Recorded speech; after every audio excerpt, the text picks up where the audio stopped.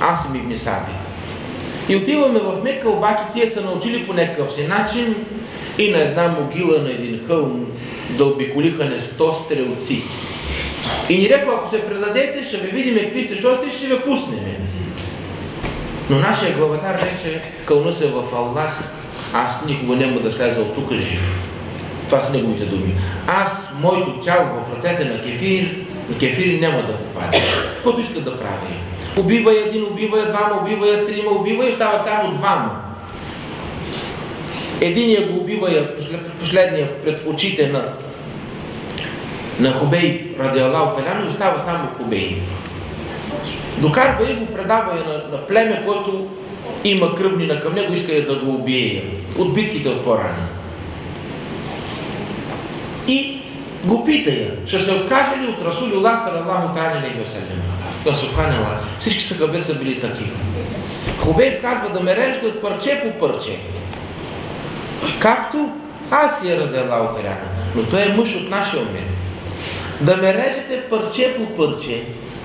Не съм съгласен аз да си спя у нас на кревата и да знам, че Расулуллах салаллаху алейхи ва саллям страда от трънче в петата. Това е иман. Това е да защитаваш пейгамберина на Аллах азза ва джалля.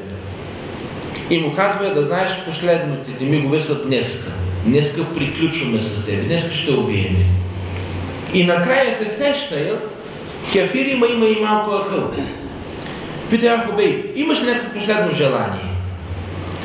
Ако сте, какво ще е последното желание? Дайте ми да пия на вода. Дайте ми да видя жената, да видя децата. Ако може по телефона да се свържа с те, да видя как са, да им кажа халал от мене, заедно сме в дженнета, ще ги чакам. Не! Той казва, ако може да ми дадете само 2 минутки. Те казва, имаш ли? Взима абдес бързо и клане 2 реката. Първият от умета на Расулуллах салаллаху алейхи, който вкарва този сунет, преди смъртта, ако можеш да кланеш 2 реката. И Расулуллах салаллаху алейхи салям го одобрява това нещо. И когато дава салям, гледа към тях и казва, кълну се в Аллах. И искаше ми се да удължа още повече, защото сладостта от този намаз няма край. Но да не си помислите, че ме е страх, че ще умра, затова бързах така. Да дойде Хубейб да види как кланя мусулманите днес. Ще се чуди как бърза е за джехенем. Така ли? Той кланя, защото ти ако се кланя повече, каже той кланя половин час, виж го му ще го страх да умре. Не! Кланя бързо и казва, каквото искате правете. И вдига ръцете и казва, я Раб, аз изпълних за това, което ме прати Расулуллах салаллаху алейхи ва саллям. Моля ти се да предадеш селям на Расулуллах салаллаху алейхи ва саллям. И Расулуллах в Медина на 500 км събира сахабета в джамията и казва, вашите братя, които ги пратих, вече са при Аллах и в момента имате селям от Хубейб ради Аллаху та'аля. Това е иман. Да те чуе Аллах азза ва джалля на момента и да ти го даде. И казва, я Раб, моля ти се, не оставяй никой от тях жив, от тия кефири. Значи, ако приеме за мусулмани, да, но като кефири, я Раби, изчисти ги и никой да не остане на дунята. И казва му Ауия, който е петия халифа в Ислам, бях дете и бях зад баща ми Абу Суфян. И като чу дуата на Хубейб, бутна ме да легна на земята по корем, защото тия вярваха, бяха сигурни, че дуата на той ще ги стигне. И който е паднал по корем на земята, няма да го застигне. Така вярваха тия.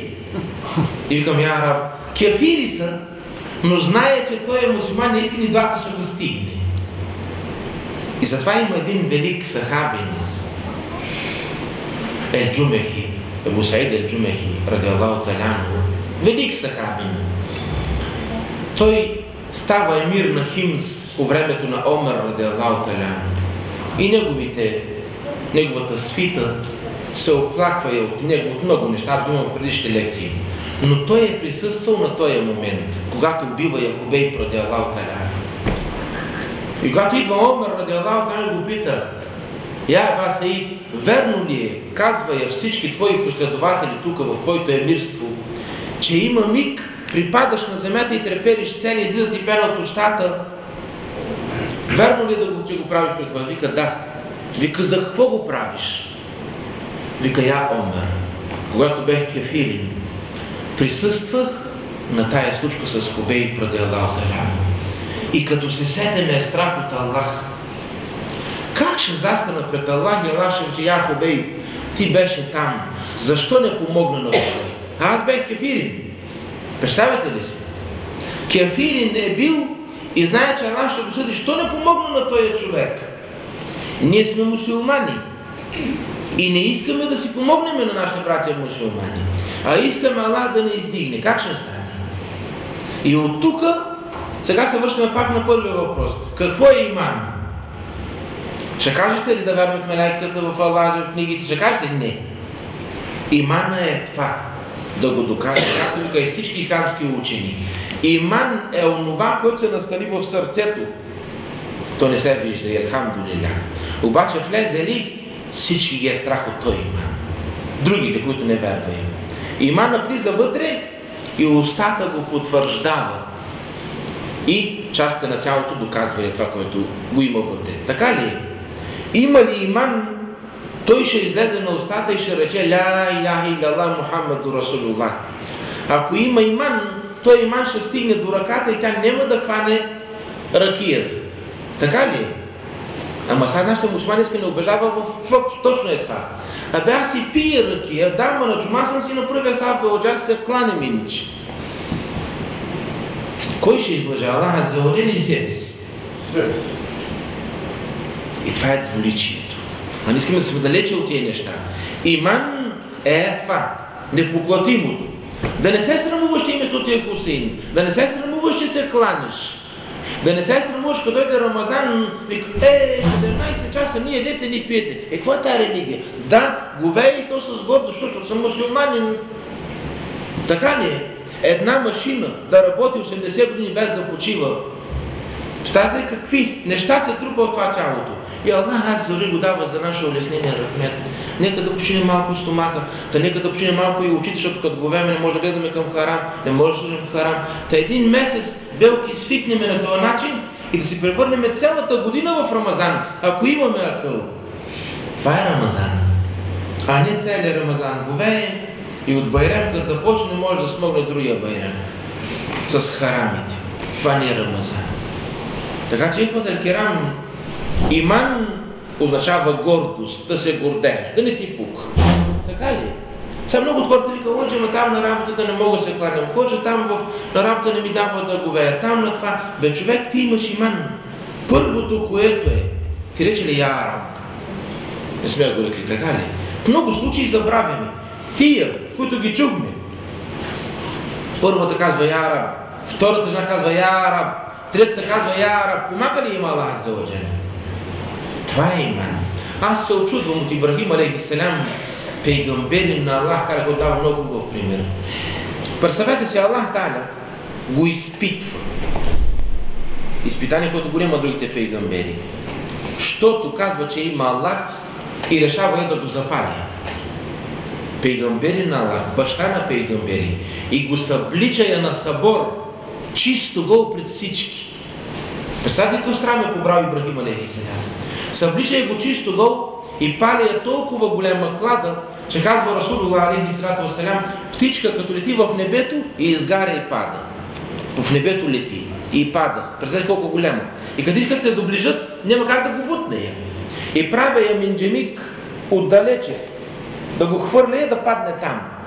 И точно на това место Ибрахим алейхиссалям е чисто гол.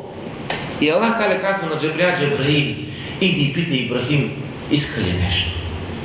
Ти ако си на това место, какво ще кажеш? Я Джебраил, моля ти се, дигни ме. Джебраил ще го вземе, ще го, където иска, там ще го сложи. Заповед на Аллах азза ва джалля. Ибрахим алейхиссалям го гледа и се усмихна, каза, я Джебраил, Аллах Та'аля ли те прати? Казва да. Каза ми иди да питам Ибрахим, идвам при теб. Искаш ли нещо? Казва от тебе не искам нищо, бегай си. Искам от Аллах. Ако иска Аллах, Аллах ще ме спаси. От теб не искам нищо, бегай. Пускат го. И пада вътре и излиза. Защо? Защото докато го пусне Аллах Та'аля казва я нар. Ей, огън, куни берден ва саламен ли Ибрахим, бъди студен и спасение за Ибрахим. Пада и излиза. Но вика, я Раб. А ние тази думичка сме забравили и се молиме на това, на он не разчитаме. Не. Имана, това е иман. Ние го знаем на практика.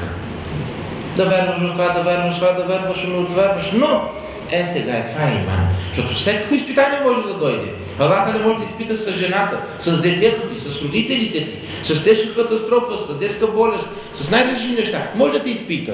Никаква гаранция нямаш. И точно в този момент трябва да си желязен като тия, които ги чуваме. Остискаш ли? Какво казва Расулуллах? Сабор. Нашето събиране е в дженнет. Да има някой щастлив на дунята? Няма. И най-богатите, слушайте, обесиха се. Най-богатите се отравя с наркотици. Най-богатите затъвая в кал. Така ли е? Най-щастливите са мусулманите. Който и да ги сполети, не им пука. Така Аллах е съжалил. Тук ще прекараме по-бедно, с болести, с всичко, но в дженнета няма да имаме никакви проблеми. Така че Аллах е заложил да е доволен от вас. Аллах кара да не събере всички в дженнета. И представете, ще разговаряме с Асия, ще разговаряме и с Сумея, ще разговаряме с тези, които ги мерим, когато ще е жена на нашия пейгамбер Расулуллах салалаху алейхи ва салям. Това са неща, които наистина трудно ги осъзнаваме, но това, което Аллах азза е обещал, то ще се случи. Така че Аллах азза да е доволен от вас, Аллах каля да е доволен от Мехмед за поканата, че да сме тук и така, че той ще обере всичкия севап от тия събирания и иншаллах Аллах каля да отвлиза напред, пак така да се виждаме, да може имана да стигнем тия хора, да станем като тях и ще станем, когато има такива събирания, защото гледаме предишните лекции има хора, сега са тук, преди ги нямаше. На други лекции има още повече хора и така става, иман расте. И ако има някои криви неща, гледаме, че хамдуля, това го няма, онова го няма, чу го днеска на лекцията, он ден го чу, почва човек да се старае, да иска само за да го издигне. Аллах заори да спечели обичта му. Така че Аллах да ви закрили, иншаллах ще се видим по-натам. Много бързо времето стана лекция. Иншаллах искам след лекция, като се кланяме, да се снимаме всичките, да може да покажем дори, защото вика в Северна България, на кой ще възуваш там, то там няма ислям, то там няма. Иншаллах, за това искам да не бърза след лекция, ще снимем всички тук, да мога да им покажа, да видя, че наистина има мусулмани. Доказател ще вярва само на който види. Те не са мусулмани като нас.